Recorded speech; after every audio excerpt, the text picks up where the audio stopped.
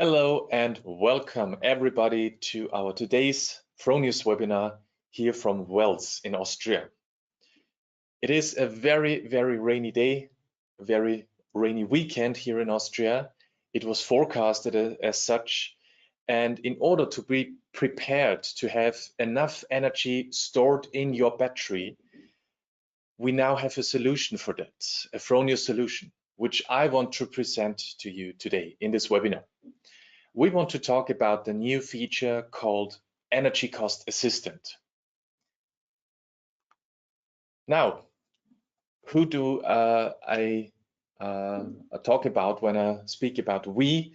I mean the team for today. It is consisting of my colleague Anthony Moises. He is on the other end of the line answering your questions today. He's my colleague in team trainings and education.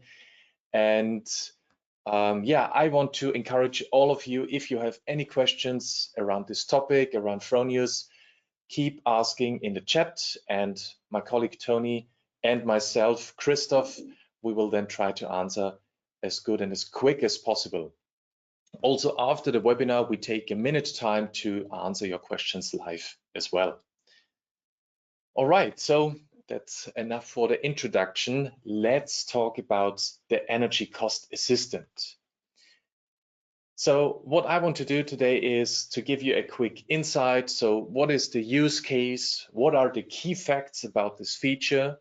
How does the user journey look like? So what steps do you need to do in order to activate this feature, which will come soon?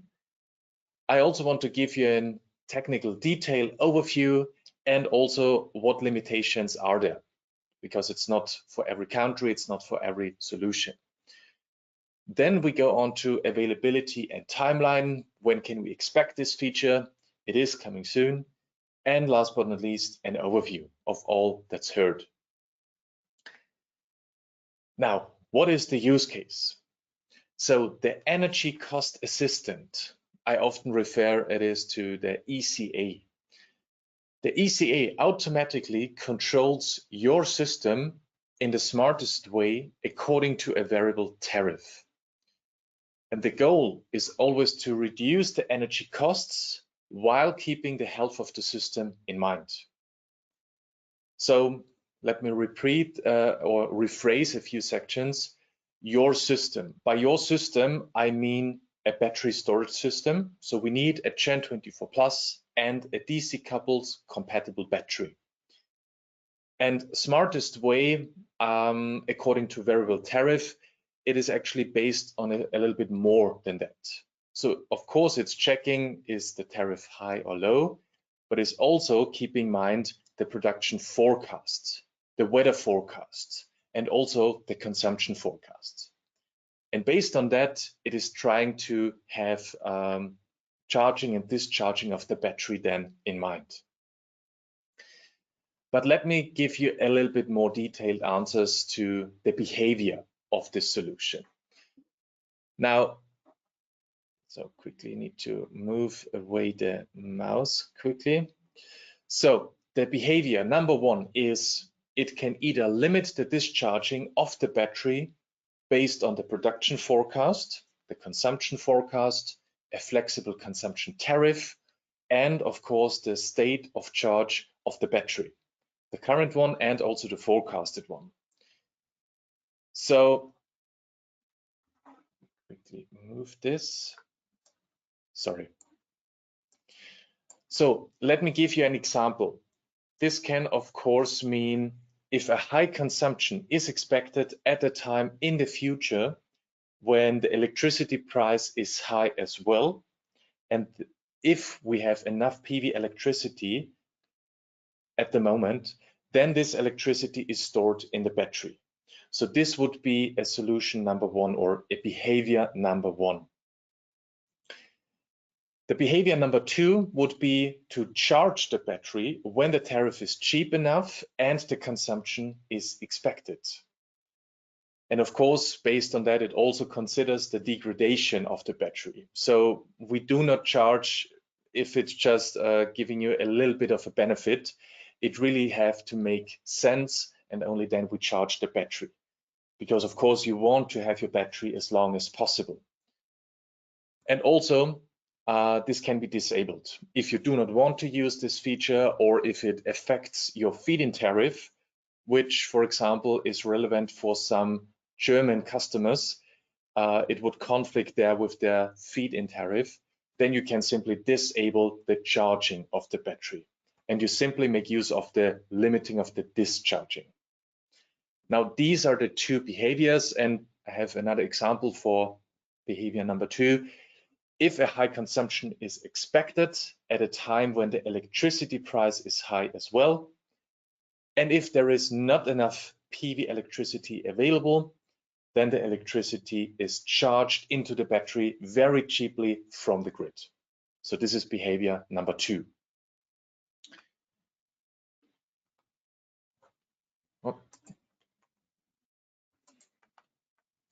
Now, I come into more detail again on how it's working, but first of all, I want to give you as well a quick guide how the user journey does look like. What steps do you need to take, or the customer need to take, to activate this feature?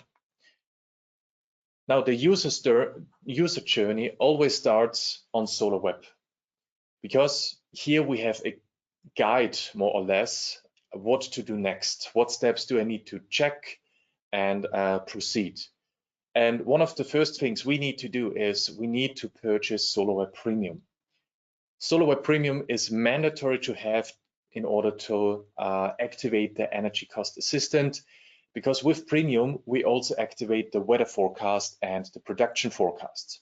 So this is why it is needed. And then the owner goes through the onboarding in the settings. And within the settings, I mean on SolarWeb, because on SolarWeb, there will be then a separate sub menu called Energy Management. And here you have then a guide, a step-by-step guide, what to check next.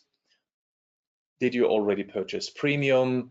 Did you activate the forecast, for example? All these steps are then here linked with a green check mark if you have done so. So again, one of the next steps would be to activate the yield forecast, to activate the flexible tariff. We need one as well in order for the ECA to work.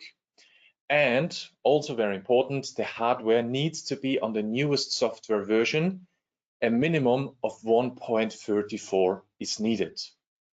So currently, I can tell you it is 1.33. We launched this version yesterday, and the newest version 1.34 will come in Q4. So in a few weeks, in a few months, we will have this feature ready, or this newest update ready, and we need that for the ECA to work properly.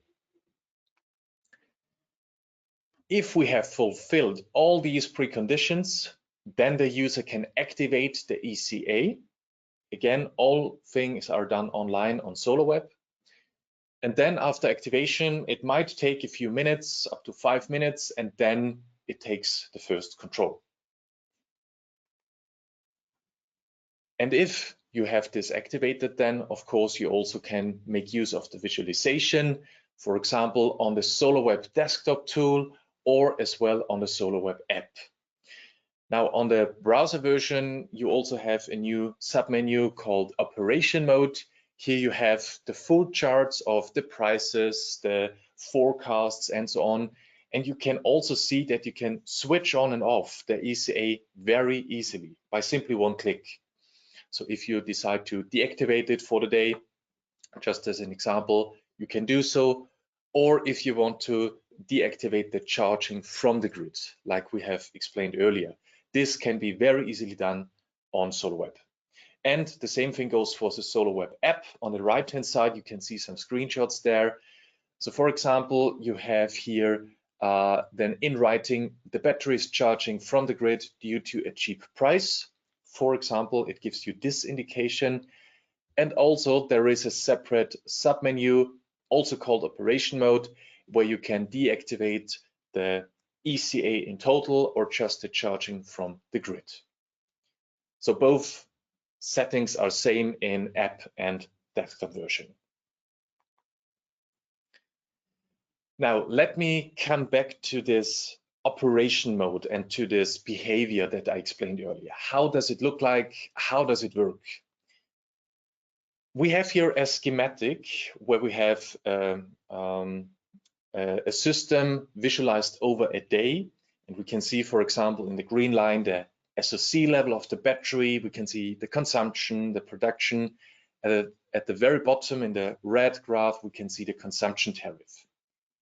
Now, at noon of this day, we can see the energy prices are actually very low. And also a little bit later on, during late afternoon, we can see that the prices are very high again. And because of this forecast, we decide to discharge the limitation of the battery because of the very cheap energy right now and because of the forecast later on. We want to save ourselves some battery capacity for the next few hours. And as we can see later on in the day, during the evening, where the prices are very high, we make use of that and take out the energy out of the battery instead of the grid. And then coming later in the day, we see again a very, very low energy tariff. And we decide again to charge the battery out of the grid because very, very favorable. So let me jump ahead to the next day, to the next morning. And we can see there the same thing as before. Here in the night hours, we have a very favorable energy tariff. That's why we are charging up the battery to an extent. And again, later that day, we see the prices are again a little bit higher. And therefore, also the production is, of course, a little bit lower, for example, here. And therefore, we are very lucky to have enough energy stored in our battery. So this is the two behaviors in a nutshell. We either save some battery within some charging within the battery, or we charge from the grid if we have a good energy tariff. All right, let me step ahead to the technical details. Of course, there are some limitations for subscribing to the ECA. There are technical ones and also regarding hardware. Now, technical wise, step number one is to check if you are supported country. So in order to check this, please go to SolarWeb and check if the ECA will be available in your country or not. And yes, we will gradually and step by step make it available for more countries. So if it's not available right now, please stay tuned and check a little bit later on as well. We, of course, will make most of the European countries available with this new feature. But this is step number one, check if you are in a supported country. Step number two, you have to be the owner of the system in order to activate the ECA. Number three, the PV forecast has to be activated for this system.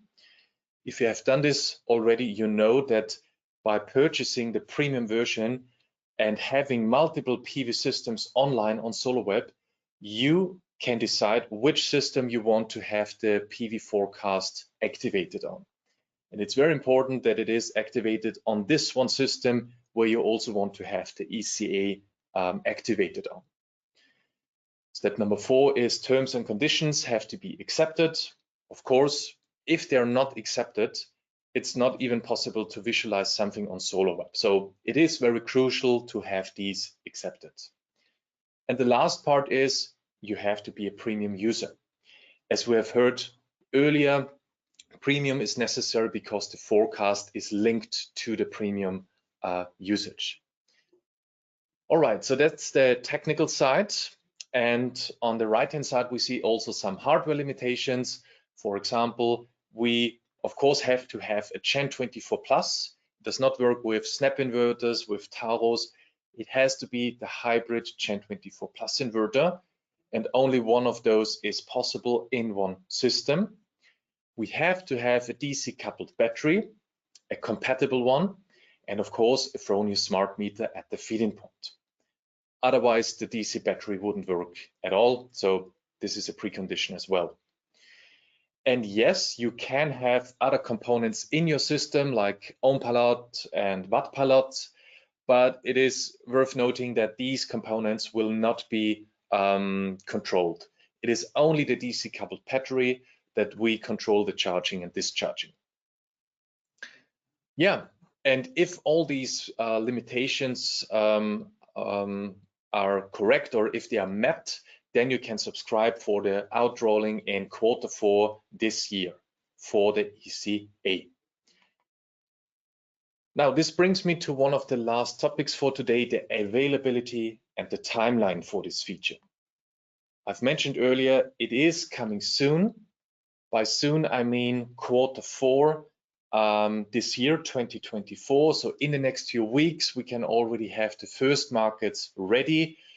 And we will start with Austria and Germany, for example, and then multiple more regions and countries will follow the next few weeks and the upcoming months. So stay tuned for that. Again, if it is not available right now, stay tuned until it will.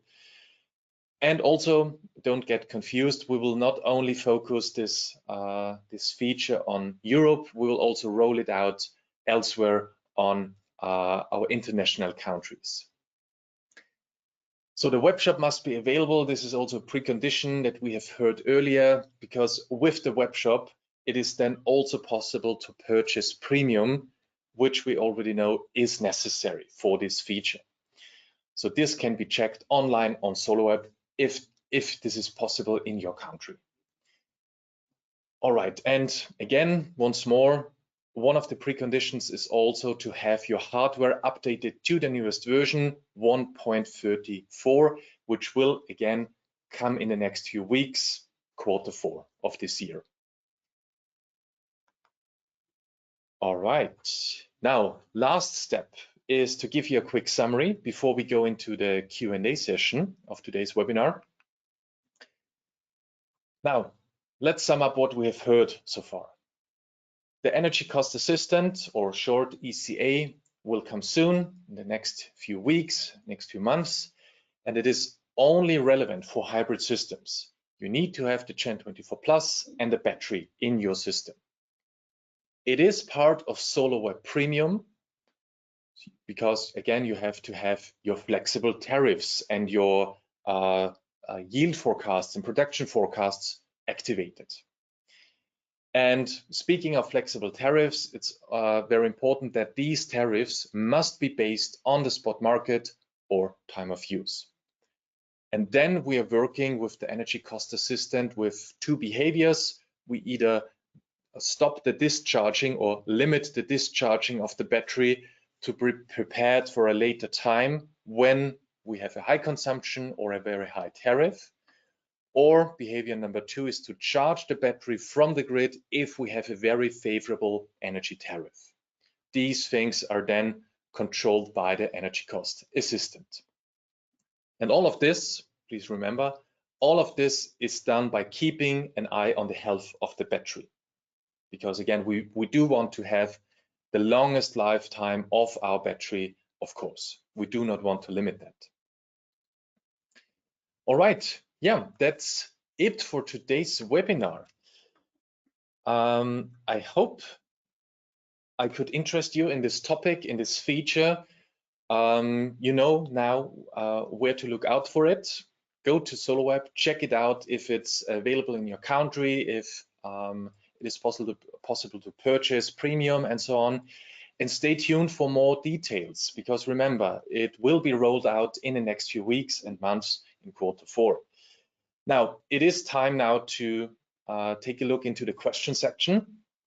I see that my colleague Tony already did a great job in answering a few of them.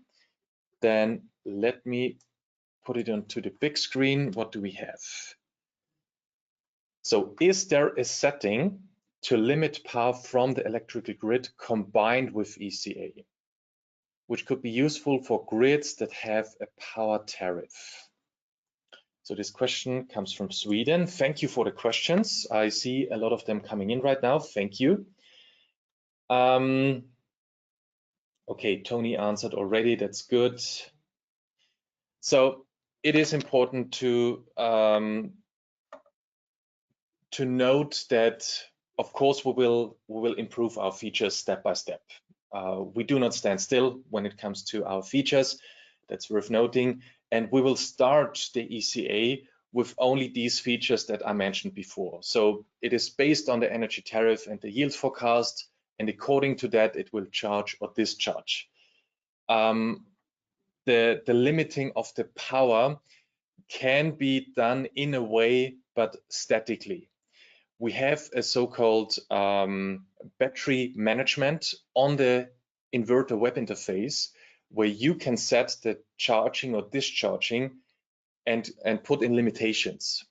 But these are static time-wise. So you can say on Mondays and Wednesdays, I want to charge or discharge my battery with maximum or minimum of this kilowatt, whatever, in the hour from 6 in the morning to 12 noon, for example. So this you can do already, but it is done on the inverter web interface, and it is a static procedure. It is not linked with the energy cost assistant currently. So yeah. All right, what else do we have?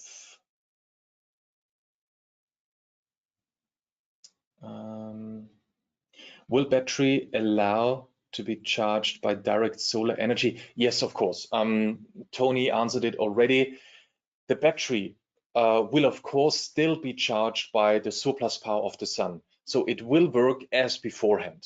If we have enough surplus power and all the loads in the house are covered, the surplus will be charged into the battery. So this procedure is still the same, yes.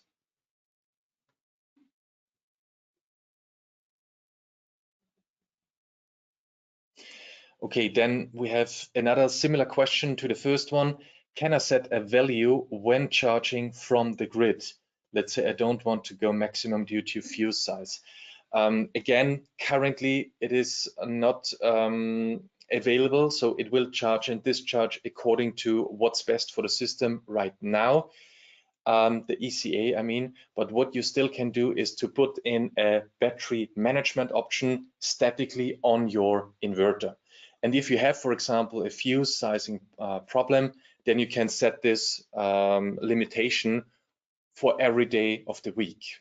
Then it could work as well that you don't cross this limitation and blow your fuse, for example.